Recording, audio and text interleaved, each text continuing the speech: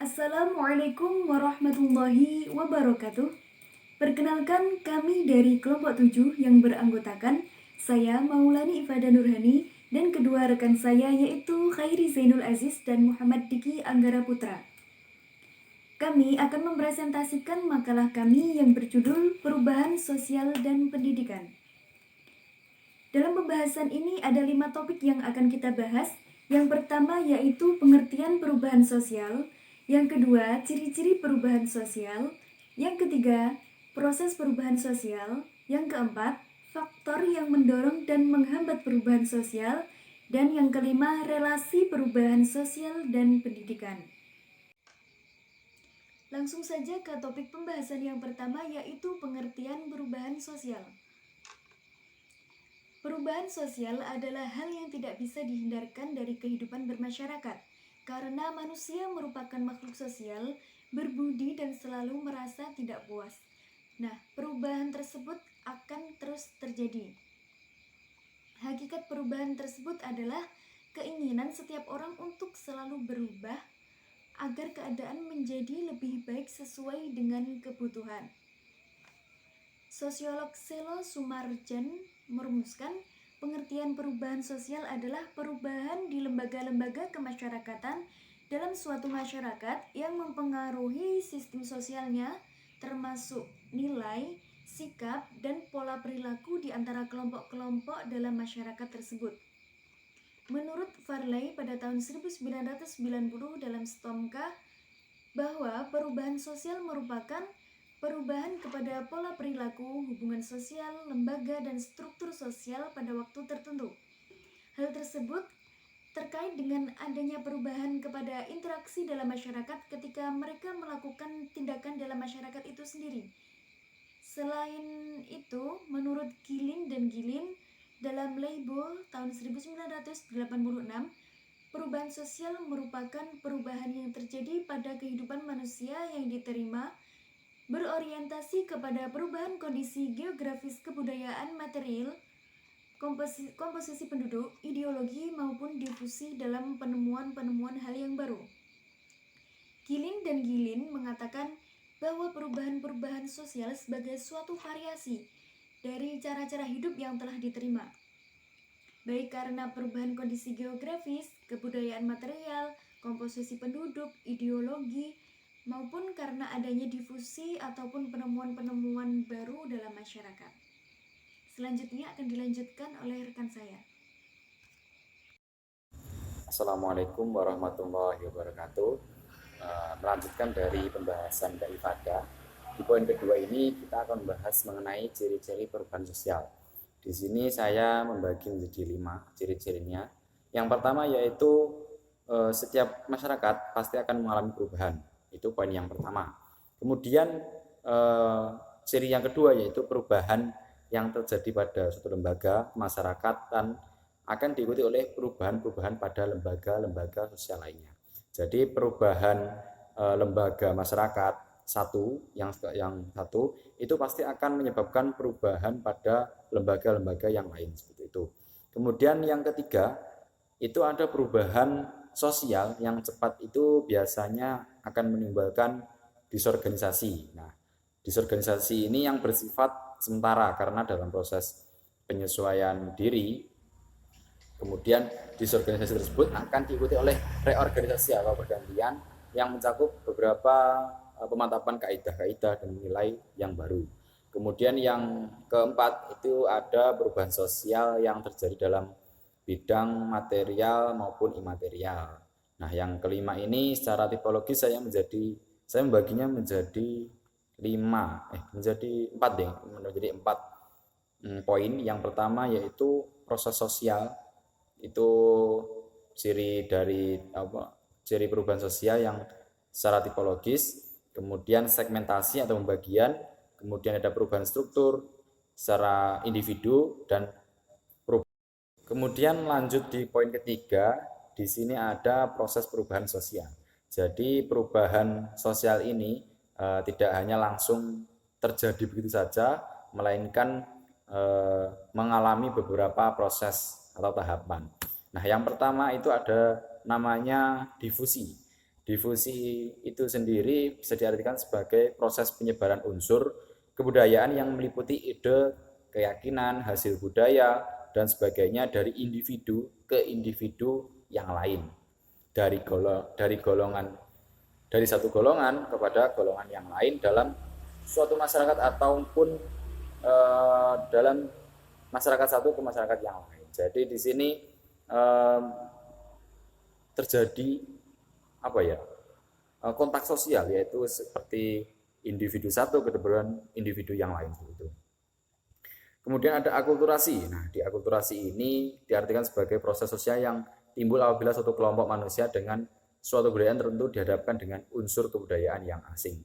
Nah, jadi di sini ada kelompok manusia ataupun kelompok dari daerah mana itu akan bertemu, misal bertemu dengan unsur dari luar kotanya, itu akan terjadi, itu yang disebut dengan akulturasi. Kemudian yang ketiga ada asimilasi. Nah, di asimilasi ini yaitu timbul apabila terdapat golongan manusia yang mempunyai latar belakang kebudayaan yang berbeda dan saling berinteraksi.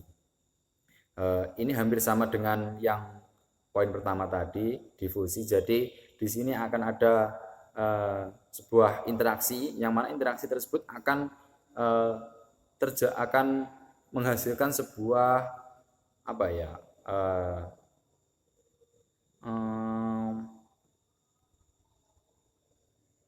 sebuah timbal balik mengenai sebuah perubahan sosial seperti itu. Kemudian yang terakhir, yang keempat itu ada akomodasi. Nah, akomodasi di sini diartikan sebagai proses dalam hubungan sosial yang sama, artinya dengan pengertian adaptasi yang dipergunakan oleh ahli biologi untuk menunjukkan suatu proses di mana makhluk hidup menyesuaikan diri dengan alam sekitarnya. Jadi dalam akomodasi ini bisa digarisbawahi yaitu menyesuaikan diri dengan alam sekitarnya, seperti itu. Bismillahirrahmanirrahim. Langsung saja. Jadi perkenalkan dulu, nama saya Ferry Aziz.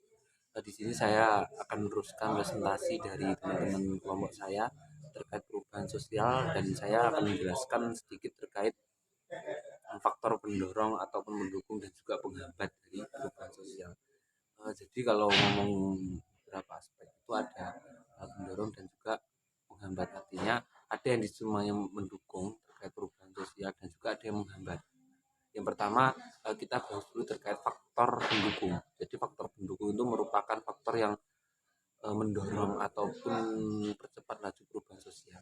Nah, dalam konteks pendidikan, faktor pendorong yang paling signifikan jelas yaitu terkait sistem pendidikan yang maju. Artinya pola pendidikan, ngomong terkait sistem kurikulum dan sebagainya, ketika itu maju, maka secara langsung, secara tidak langsung, perubahan sosial itu akan sangat mudah terjadi. Dengan demikian, orang-orang yang terdidik di pendidikan yang sistemnya baik dan maju itu akan membantu dalam sektor perubahan sosial. Kemudian selanjutnya ada beberapa hal yang memang mendorong perubahan sosial. Di antaranya adalah bisa menerima perubahan ataupun hal-hal baru. Artinya kita sebagai masyarakat Indonesia itu tidak bisa kolot dengan perubahan zaman yang ada. Ya, sangat tidak asing lagi kita berbicara era 4.0 dan sebagainya, dan di situ kita harus bisa memfilter dan kita harus bisa mengikuti, tidak bisa kita menolak dengan hal itu terkait satu. Kemudian yang kedua, ada yang juga yang namanya faktor penghambat perubahan sosial. Jadi terkait apapun itu tidak ada yang mulus. Nantinya ada penghambat yang memang itu lahir dari satu, entah sistem, entah kultur, entah historis dan sebagainya.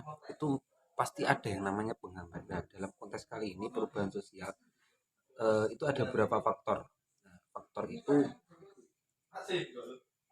kalau dalam konteks ilmu pengetahuan atau pendidikan itu terjadinya hambatan ataupun penghambat dalam ilmu pengetahuan. Artinya tidak terlepas dari sistem pendidikan yang tidak maju. Kalau tadi yang maju, kalau sekarang tidak maju. Artinya mungkin regulasi yang sudah baik, namun dari pendidik ataupun tenaga kependidikan dan peserta didik itu tidak mampu secara SDM untuk mengimplementasikan apa yang kemudian sudah disusun untuk merubah keadaan sosial, kurang lebih seperti itu. Itu terkait pendukung dan juga penghambat perubahan sosial. Selanjutnya di sini ada poin relasi perubahan sosial dan pendidikan. Jadi bagaimana hubungan antara pendidikan dengan perubahan sosial? Apa peran dari keduanya? Kalau disinkronkan dengan tadi itu jelas, artinya perubahan sosial itu tidak terlepas dari bagaimana sistem pendidikan. Maka di sini kita harus membahas, harus teliti terkait bagaimana antar keduanya.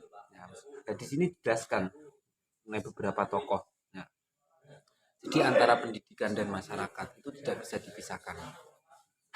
Meskipun kadangkali perubahan sosial itu lebih mendominasi dari sistem pendidikan, namun sistem pendidikan di sini ataupun pendidikan di sini mempunyai beberapa pengaruh atau posisi. Yang pertama itu pendidikan memiliki fungsi konservatif. Nah, konservatif di sini kan melanggengkan budaya. Artinya pendidikan itu merawat budaya atau sosial kultur yang ada di masyarakat. Nah, seperti apa? Mungkin tidak saya menjelaskan panjang lebar. Menjaga hal budaya ataupun memiliki posisi konservatif di situ, pendidikan tidak melupakan budaya, tidak melupakan sejarah, tidak melupakan leluhur. Artinya dalam sistem ataupun kurikulum yang ada, hal tersebut tidak dimunafikan oleh pendidikan itu sendiri, seperti itu. Nah, kemudian yang kedua, pendidikan memiliki fungsi transformatif ataupun membangun. Jadi kalau dilihat secara bahasa literally antara konservatif dan transformatif itu bisa dikatakan berlawanan. Namun dalam konteks kali ini transformatif yang di situ dimaksud adalah bagaimana pendidikan ini mampu mengikuti perubahan zaman. Artinya ketika di situ menjaga budaya, kita juga tidak menutup adanya perubahan. Nah, kemudian pendidikan ini mempunyai posisi strategis dalam perubahan sosial itu. Nah, kemudian yang ketiga, pendidikan menjadi penyeimbang ketimpangan budaya dan memerdekakan ketegangan kultural akibat dari perubahan sosial. Jadi di sini pendidikan menjadi penyeimbang antara satu konservatif tadi, dua transformatif. Di sini ketika di situ ada perubahan kultur masyarakat itu akan mengalami ketimpangan. Artinya di Indonesia ini secara masyarakat penuh tidak bisa dipukul rata terkait perubahan sosial yang ada, entah di bidang teknologi, di bidang pendidikan, di bidang agama dan lain sebagainya. Namun di sini pendidikan punya pos strategis di mana di situ mampu menyeimbangkan antara budaya lama dengan budaya baru. Kalau konteksnya dalam Islam ada, kita juga mengambil yang lama dan juga mengambil hal baru yang lebih baik. Nah, seperti itu. Jadi yang ketiga ini penyeimbang antara konservatif dan transformatif. Kurang lebihnya seperti itu. Jadi relasi pendidikan dan perubahan sosial itu seperti itu. Perubahan sosial yang kemudian itu merubah kondisi masyarakat. Nah, pendidikan itu mampu menjadi konservatif, transformatif, dan juga penyeimbang. Nah, poinnya tiga ini. Nah, mungkin cukup itu dari saya terkait beberapa poin yang menjadi pembahasan kita pada kesempatan kali ini. Ada kurangnya saya mohon maaf, dan ada lebihnya itu murni dari Allah Subhanahu wa Ta'ala. Mungkin cukup itu dari saya. Karena saya tidak salah, maaf, terima kasih.